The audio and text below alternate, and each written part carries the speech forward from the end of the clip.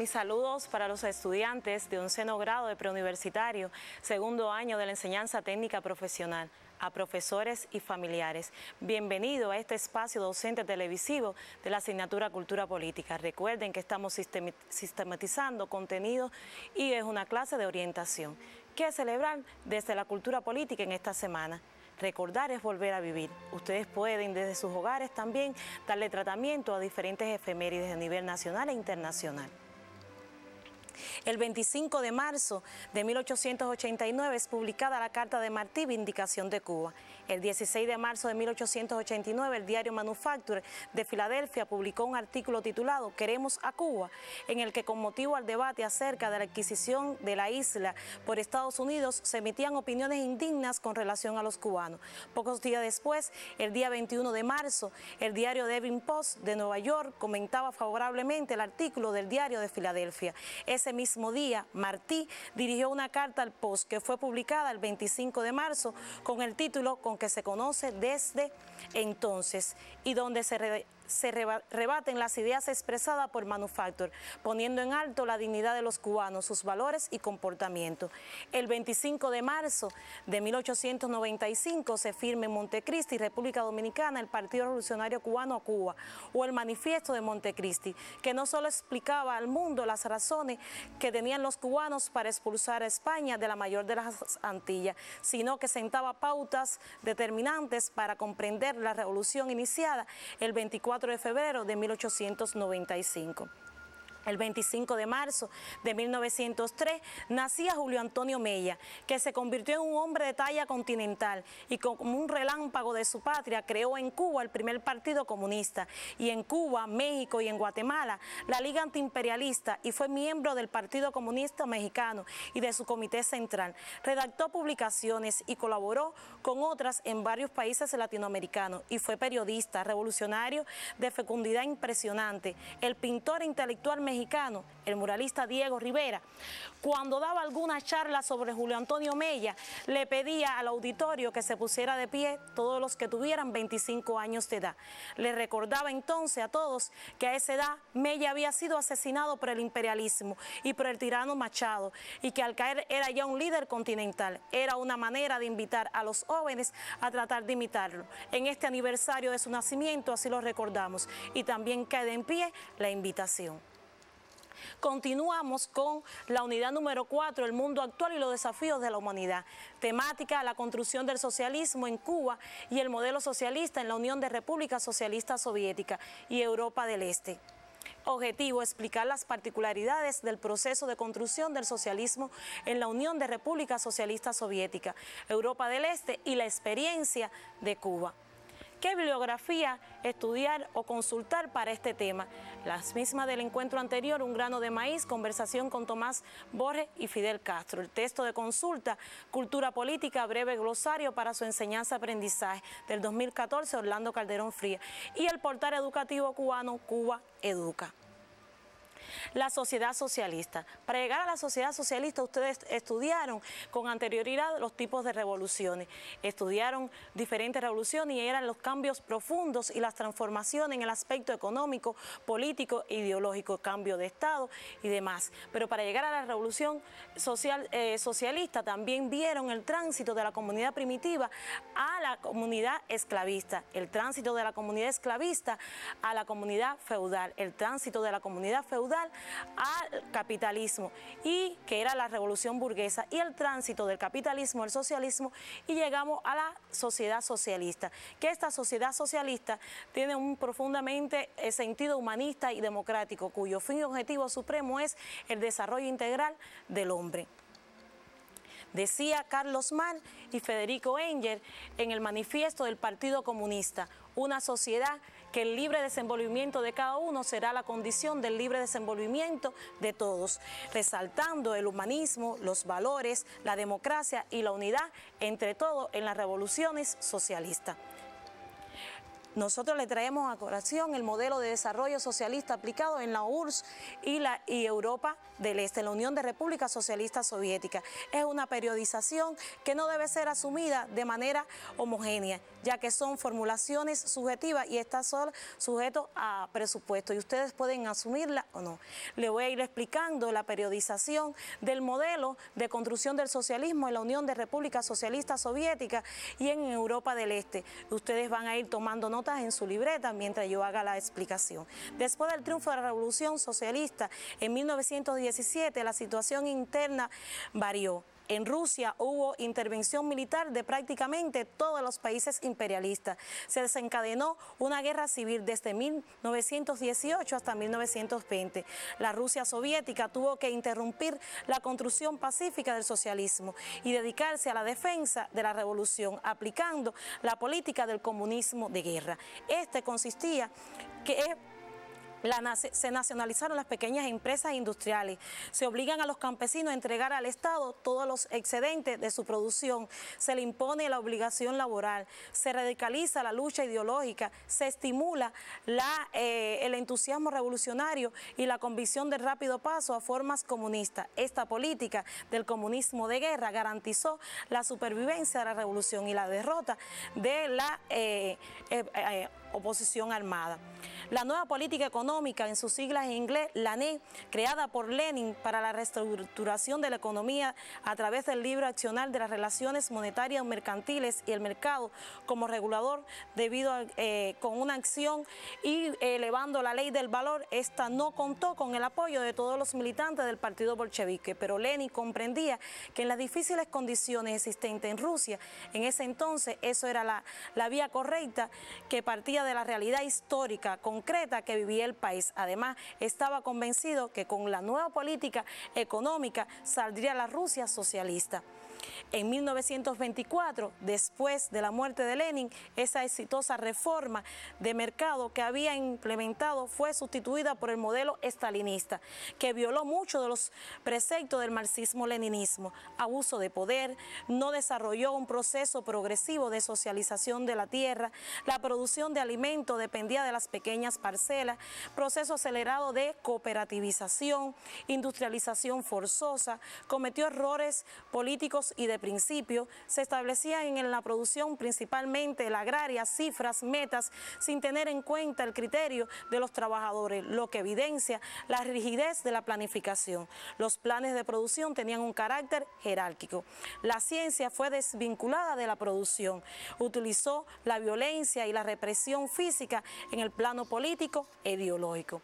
En el año 1945, culminada la Segunda Guerra Mundial, se incorporaron los países de Europa del Este al bloque socialista. La Unión de Repúblicas Socialistas Soviéticas con el Ejército Rojo derrotó el fascismo. Esto trajo consigo que evitara que la humanidad cayera en manos del fascismo. Además, aceleraron el proceso revolucionario en varios países del mundo. Se llevaron reformas económicas en 1957, en 1965.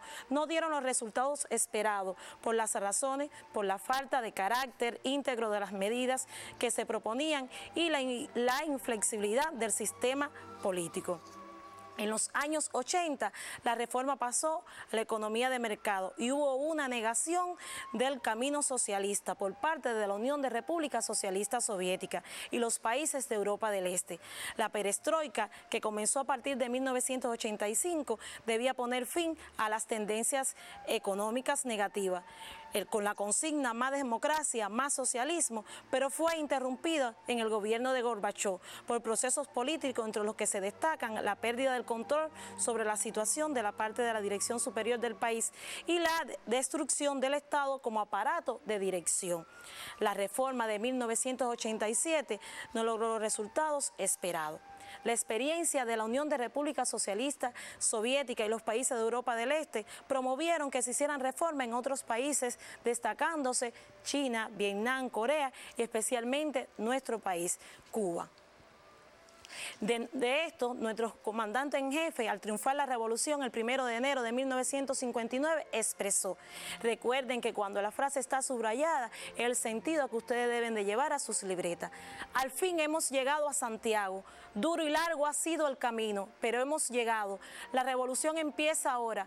La revolución no será una tarea fácil. La revolución será una empresa dura y llena de peligros, sobre todo en esta etapa inicial. No creemos que todos los problemas se vayan a resolver fácilmente. Sabemos que el camino está trillado de obstáculos, pero nosotros somos hombres de fe, que nos enfrentamos siempre a las grandes dificultades. La República no fue libre en 1895 y el sueño de los mambises se frustró a última hora. La revolución no se realizó en 1933 y fue frustrada por los enemigos de ella. Esta vez la revolución tiene al pueblo entero, tiene a todos los revolucionarios, tiene a los militares honorables. Es tan grande y tan incontenible su fuerza que esta vez el triunfo está asegurado. Fue la locución que hizo Fidel Castro al pueblo de Santiago de Cuba, al pueblo de Cuba, el 1 de enero de 1959. Además, Fidel, en el discurso por el 4º aniversario de la revolución, expresó: el socialismo es un sistema social nuevo que empieza con tremenda fuerza creadora, que desarrolla nuevas ideas, nuevas experiencias, y en este campo de ideas y de las experiencias también debemos actuar nosotros y llegar a la más cabal interpretación práctica de las ideas de Marx, Engels y Lenin, y hacer también nuestro aporte en las nuevas circunstancias, en las condiciones nuevas. Recuerden que el trabajo con los ideólogos y la fuente del conocimiento es muy buena para que luego ustedes puedan reforzar en sus casas, en sus hogares.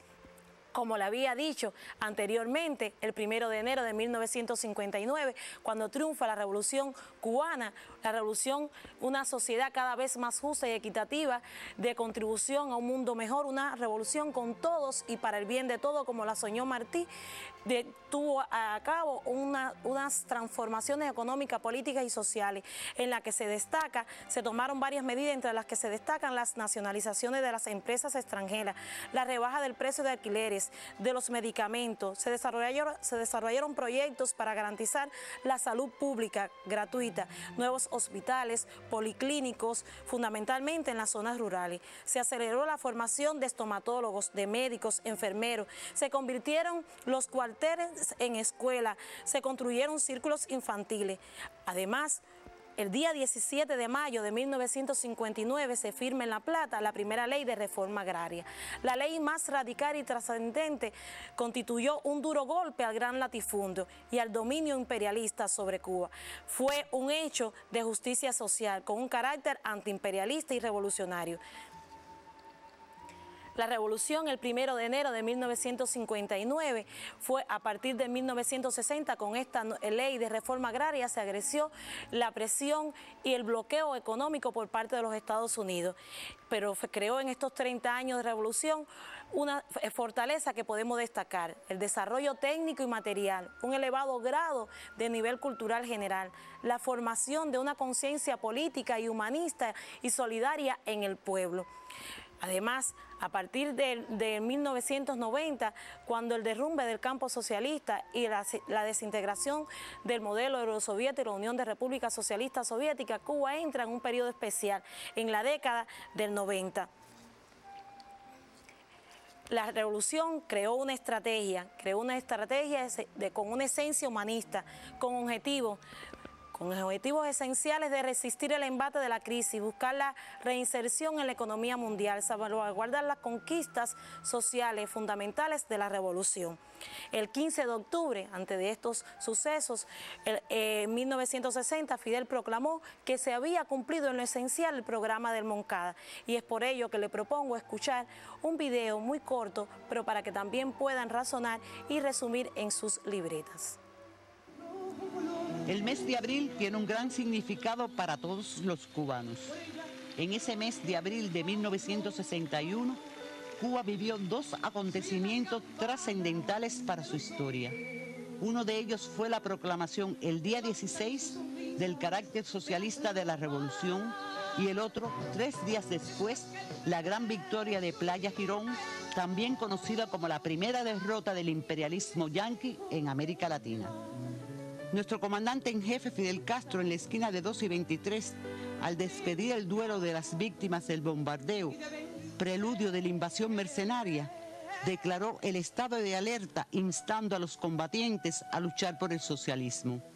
Los ataques de los aviones estadounidenses que partieron de Puerto Cabezas, Nicaragua, el día 15, para bombardear el aeropuerto de Ciudad Libertad, la base aérea de San Antonio de los Baños y el aeropuerto Antonio Maceo de Santiago de Cuba, recibieron respuesta de los jóvenes artilleros de entonces.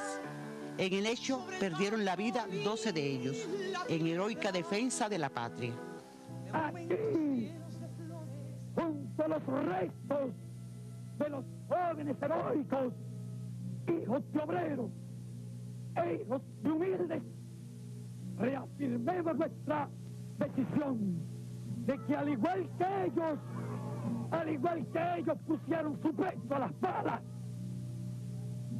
al igual que ellos dieron su vida, vengan cuando vengan los mercenarios, todos nosotros, orgullosos de nuestra revolución, orgullosos de defender esta revolución de los humildes, por los humildes y para los humildes, no vacilaremos frente a quienes sean en defenderla hasta nuestra última gota de sangre.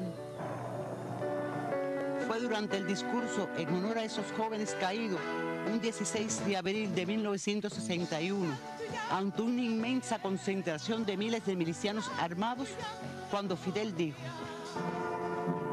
que lo que no pueden perdonarnos los imperialistas es que estemos aquí y que hayamos hecho una revolución socialista en las propias narices de los Estados Unidos, y que esa revolución socialista la defendemos con esos fusiles.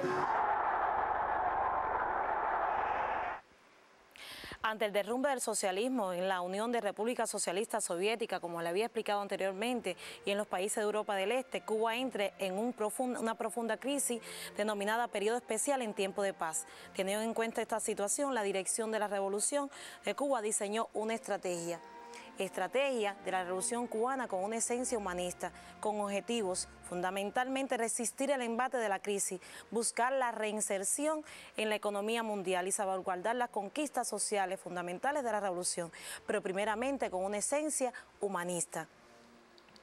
El canciller de Cuba, Raúl Roa, en un documento escaramuza en las vísperas, expresó: la revolución de que se trata tiene lugar en nuestro planeta, pero su escenario no está en Francia, ni en la Unión Soviética, ni en España, ni en México. Se origina y desenvuelve en la isla de Cuba. Más, el carácter, el contenido, el alcance, el estilo y la trayectoria de la Revolución Cubana están dados por las peculiaridades inherentes a nuestro ser y devenir en el proceso general de la historia. Se trata pura y exclusivamente de una revolución anticolonial, de amplias implicaciones políticas, económicas y sociales. Algunos aportes que ustedes pueden llevar a su libreta, que le vamos a dar un tiempo, un espacio para que lo puedan copiar, de la Revolución Cubana a la teoría del marxismo-leninismo, que estos han sido perfeccionados en nuestro país y que han sido llevados a cabo y han mantenido en estos años la revolución. La preparación y dirección de la revolución fue realizada por una organización cualitativamente nueva, surgida entre lo mejor de la intelectualidad y trabajadores de la generación del centenario.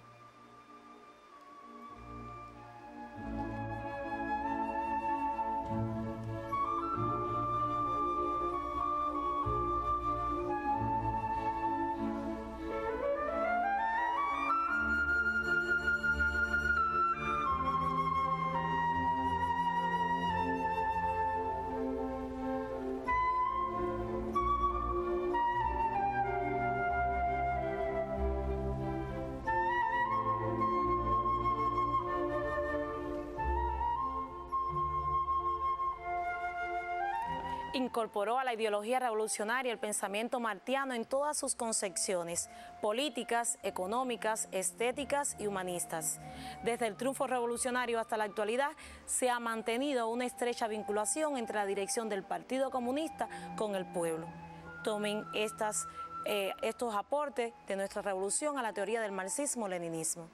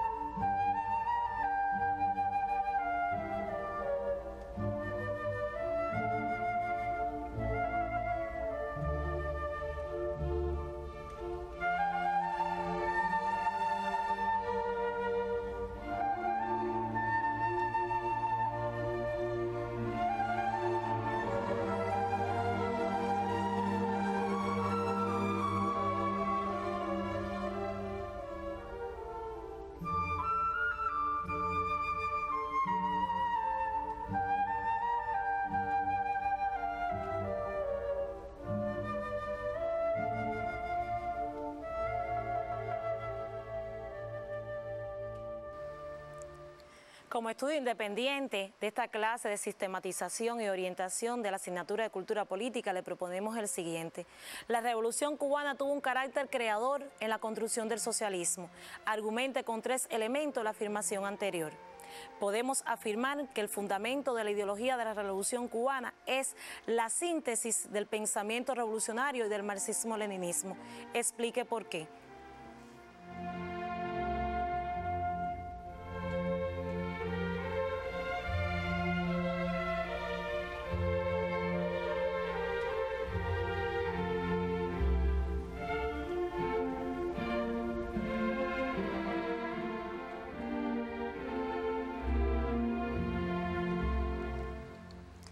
¿En qué concepto los alumnos deben profundizar? ¿Qué definiciones el alumno conformará desde los conocimientos adquiridos y su propia cultura política? Revolución Cubana y Revolución Cubana en el poder. En su glosario de términos para la cultura política, en la página 347, pueden encontrar estos conceptos y ustedes profundizar y también elaborar sus propias definiciones.